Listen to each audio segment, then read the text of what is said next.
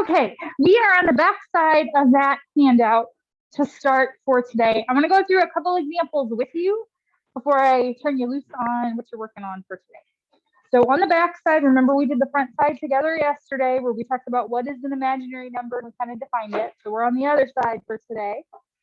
And I want to do, again, a couple examples of the stuff we saw in your videos last night together to start. So simplifying roots of negative numbers. We actually did a few of these yesterday. Remember, when I'm simplifying a root, if I have a negative inside the root, that tells me my final answer is going to be an imaginary number. So I'm going to have an I in that final answer, okay? And then the number that's under there, if it has a nice square root, I can just simplify that root. If it doesn't have a nice square root, like our first example, 27 doesn't have a nice square root. If it doesn't have a nice square root, then I want to simplify it as much as I can. So since 27 doesn't have a nice square root, I'm going to look at what times what gives me 27. So I want to factor this. 9 and 3.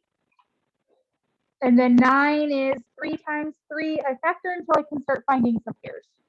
So I've got a pair of 3s there. That means the 3 comes out, the I comes out, this guy is left under. So my final answer would be 3I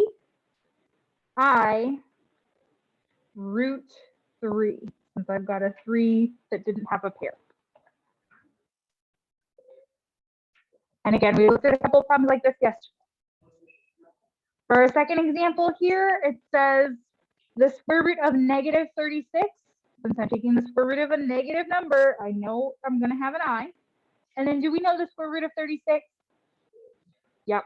So this would be 6I. That's it.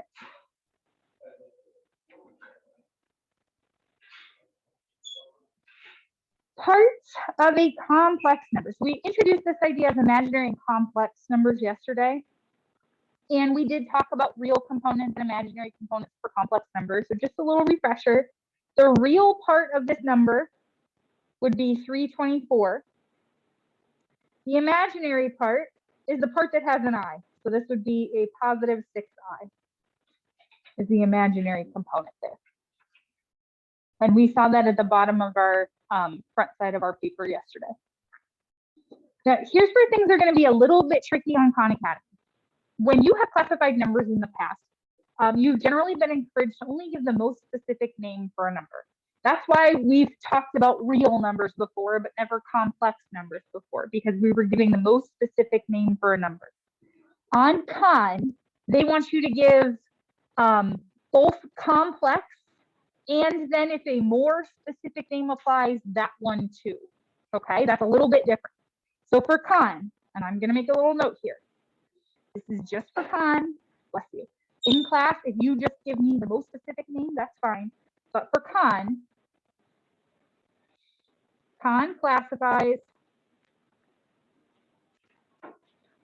all numbers as complex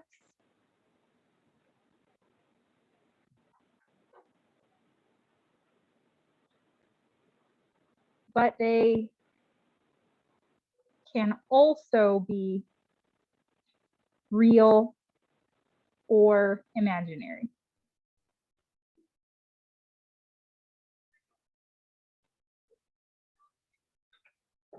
So you're going to see some problems today where this is going to apply, so I want to make sure that we talk about it.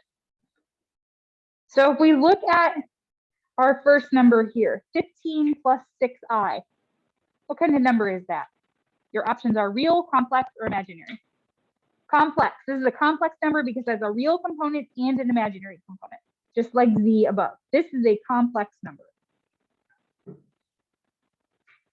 What about negative 28? Is that a number you could have seen before yesterday? Negative 28? Yeah. So we want, it has no imaginary component, right? So we want to call this a real number because it is a real number, okay? But Khan is also going to call it a complex number because technically it is also a complex number. It will do the same thing to you with imaginary numbers. So if you had 2I, that's an imaginary number. Khan's also going to classify it as a complex number. Does that make sense? So that's a little goofy, but we have to play by Khan's rules for the assignment we're going to see today. Okay. Then you also had some videos on some operations with complex numbers. When we are adding or subtracting, we are just combining like terms. It's exactly like if I gave you polynomials and said add them or subtract them, which we have done before, right? We saw them last year in Algebra 1. We saw them at the start of Unit 1 this year. They were on our tests that we just took. So I'm just combining like terms. So I'm going to combine the real components. So 6 plus -3 would be 3. And then 2i plus 4i would be 6i. And that's it. If I'm going to subtract, I'm doing exactly the same thing. Just remember to be careful with your signs. When we subtracted polynomials, I actually rewrote that term I was subtracting with the signs changed right underneath it. So we didn't forget some of those sign issues. And then we just combine like terms. So 2 minus 7 is -5. -3i plus 8 would be +5i. You're just combining like terms. Watch your signs, just like when we add and subtract polynomials. When I'm multiplying complex numbers, this also works just like when we multiply polynomials, okay? So here, for our first example, we've got 3 times this complex number. So I'm going to distribute. So that would be -30 plus 18i. It works exactly the same for those problems we've just done. It works exactly the same as if I had 3 times -10 plus 6x. It's exactly the same. The only time we have to do anything different when I'm doing operations with complex numbers is if I end up with an I squared. And we're going to see that in our last example for today. So here we're going to distribute. So that would be -2 minus 4i minus 6i minus 12i squared. I'm going to combine my like terms here. So I have -2, that would be minus 10i. And then I've got minus 12i squared at the end here. Remember, we know something about I squared from yesterday. I squared is equal to -1. So where I see I squared, I want to plug in -1. So I have -2 minus 10i minus 12 times -1. I squared is equal to -1. So I'm plugging in -1 where I have that I squared. And then I'm going to finish simplifying. So -12 times -1 would be +12 at the end here. So I've got a little more like term combining to do. -2 plus 12 would be 10. So my final answer is 10 minus 10i. That's the only piece that I'm going to do differently.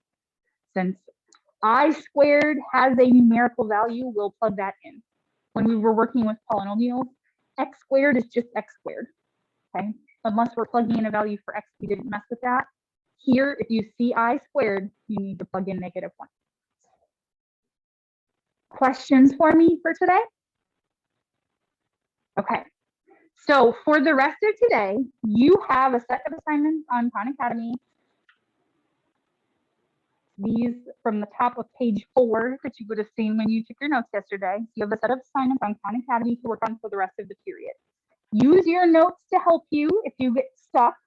Okay, that's why we went through some examples together. So on both sides, you have examples for everything that you're going to see with your assignments for today. Okay, so you have a little over half an hour to work in class today. Whatever you don't finish in class is your homework for tonight. Does that make sense?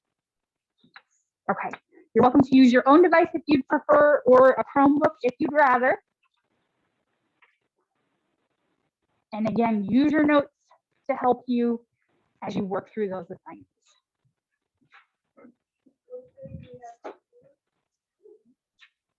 It's on Khan Academy.